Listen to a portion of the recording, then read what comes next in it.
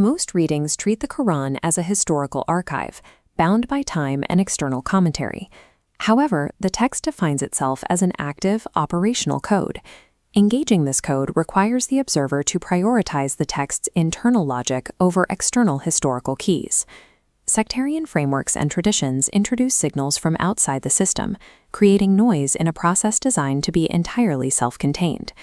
This containment field establishes a closed universe. Within this boundary, structural light serves as a literal component of the system's circuitry, a measurable frequency that preserves the integrity of the information. Mapping the internal mechanics of this reality begins with 3 structural closures. These are the axiomatic conditions that secure the system. The first closure is content. Verse 3923 identifies the Quran as the best hadith, a consistent, recursively paired system. By naming itself the best statement, it effectively excludes narrated traditions that claim to stand alongside it. The message verifies itself. The second closure is authority. Verse 45:6 establishes a strict limit, asking in what statement after Allah and His verses the observer will believe. Incorporating a secondary historical source as a primary authority creates a short circuit. The internal logic is designed to fail when fed foreign data. The third closure is method.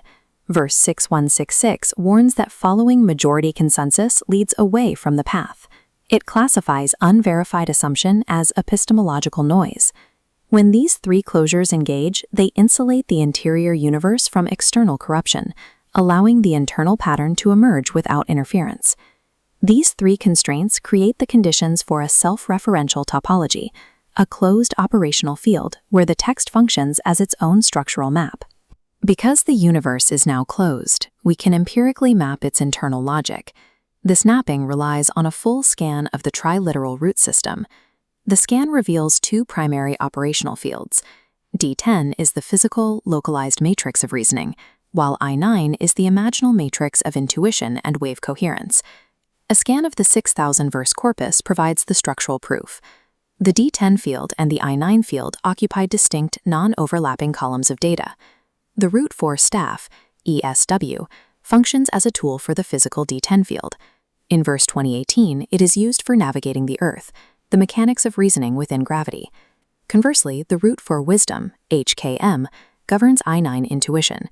It tracks exclusively to nodes like 2269, representing an orbital clarity that exists outside of physical leverage.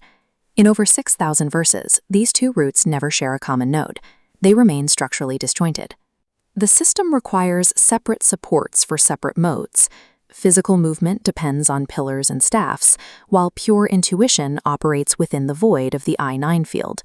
This architecture faces a systems-level threat. It is an internal friction designed to test the observer. The text identifies this threat as tagut.